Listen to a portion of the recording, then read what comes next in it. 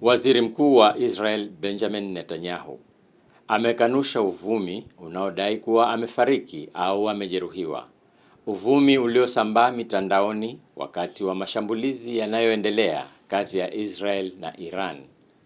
Taarifa hizo za uzushi zilichochewa mitandaoni na kutokuwepo kwake katika baadhi ya mikutano ya Baraza la Usalama, pamoja na video zake zilizoonekana kuwa za kitaalam zaidi mitandaoni, hali iliyowafanya baadhi ya watu kudai kuwa zimetengenezwa kwa teknolojia ya akili mnemba AI.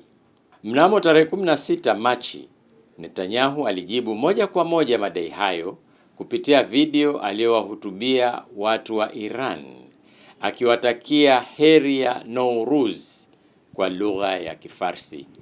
Katika ujumbe wake huo, alisisitiza matumaini ya mwanga kushinda giza, akionekana mbele ya bendera za Israel na rafu za vitabu.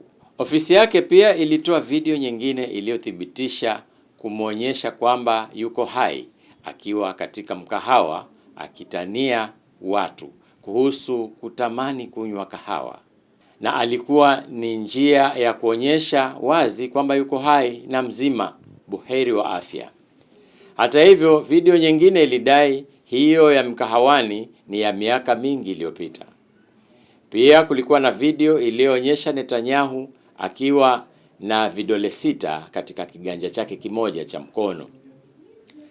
Aidha, uchunguzi wa ukweli kutokana na mashirika mbalimbali ya habari ikiwemo Reuters umethibitisha kuwa madai hayo yote si ya kweli.